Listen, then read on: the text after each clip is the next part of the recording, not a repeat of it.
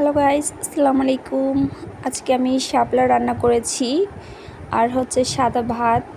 এটা দিয়ে আজকে আমি খাবো। অনেক দিন পর শাপলা দেখেছি, বাসার সামনেতে যাচ্ছিল, পরে শাপলা নিয়েছি, শাপলাটা ভাজি করেছি। এখন সকাল সকাল আজকে আমি নাস্তাও করি নাই যে শাপলা দিয়ে আমি আজকে ভাত খাবো। তখন বাজে 10টা। তারপর সেই 10টা বাজে ভাত তরকারি রান্না করে আমি তো চলে এলাম খেতে। দেখেন শাপলা ভাজি আর ভাত নিয়ে নিয়েছি আমি প্লেটে। এখন এটা আমি ইয়াম্মি করে খাবো। টেস্ট করে আগে দেখি কেমন হয়েছে।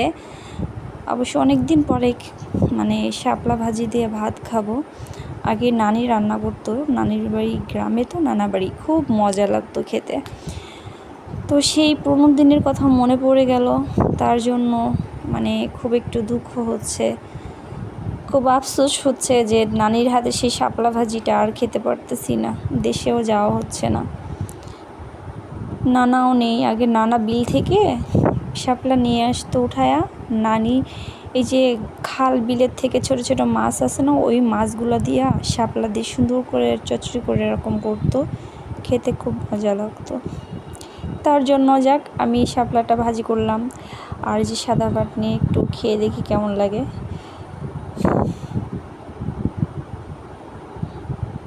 বিসমিল্লাহ, একটু শুরু করলাম। দেখুন,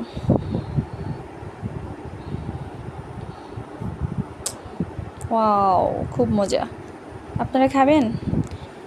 কে কে শাপলা ভাজি খেতে পছন্দ করেন কমেন্ট বক্সে এসে কমেন্ট করে বলবেন, কিন্তু কমেন্ট করে জানিয়েন আমার মতো কে কে শাপলা লাভার আছেন। শাপলা লাভাররা সবাই কোথায়? সাড়া দাও।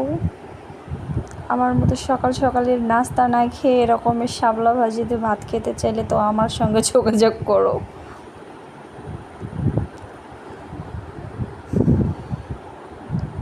খুব মজা লাগতেছে, দেখুন ইয়াম্মি করে আমি খাচ্ছি।